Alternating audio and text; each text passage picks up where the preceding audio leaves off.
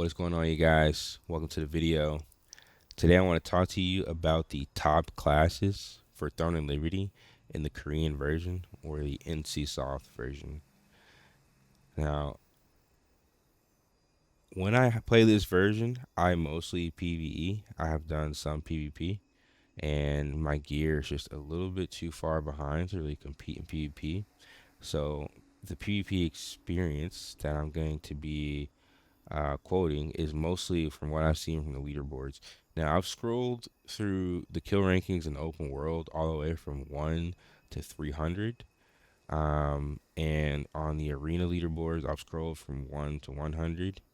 And then um, for the PvE trial leaderboards, I've scrolled from 1 to 100. So I've looked through almost every class in the major leaderboards of the game in order to get an understanding of what people are playing, as well as how popular the class is and how well the class is performing or how well it can perform. Obviously, leaderboards are not going to be 100% accurate because someone's on a leaderboard doesn't necessarily mean their class is better.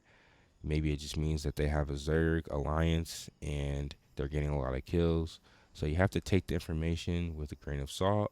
However, I think it'll give you a bit more of a representation of what Korean players are likely playing for their roles.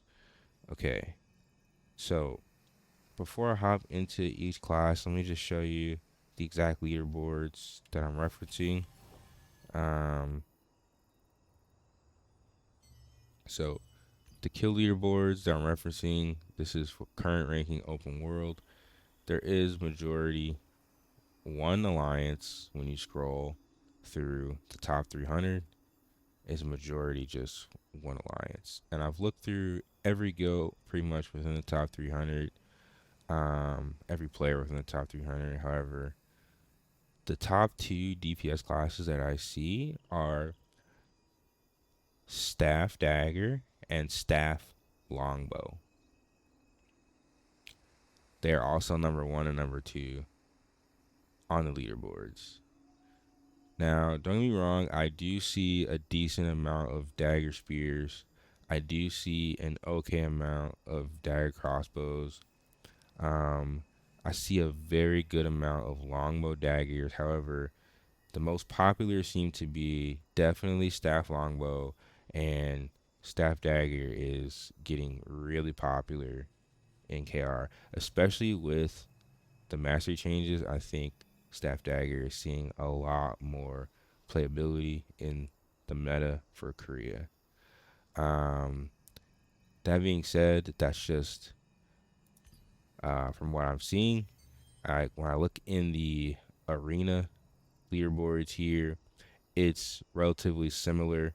However, you see a lot more dominance of healers in the top ranks in KR. Um, I see a lot of staff wand and I see a lot of staff longbow. I will say staff wand seems to be a bit more popular overall because the in the PvE leaderboards that you can get to through the season ranking, in the season ranking for dimensional trial in these leaderboards, I see so many staff wands. Staff wand is so popular. Obviously, you're still gonna see staff longbow. A lot of staff longbow. A lot of staff or wand longbow as well. Yeah.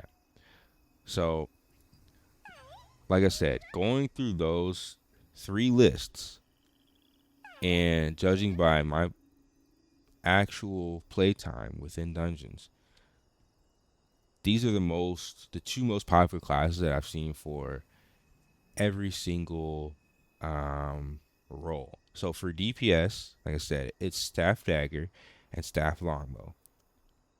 For tank, it is SNS greatsword and SNS wand. Even though I guess you could consider SNS wand a sleeper as well, or a bomber, depending on how you play it. If you have Tevin Swan, but in essence, you can still tank.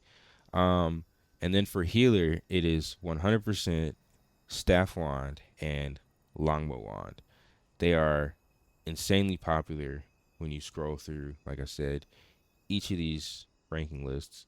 However, that being said, I just want to mention that I've seen a lot more off meta now that people are starting to get more comfortable and there's a lot more build diversity because of the items in TT. I'm starting to see a lot more off meta.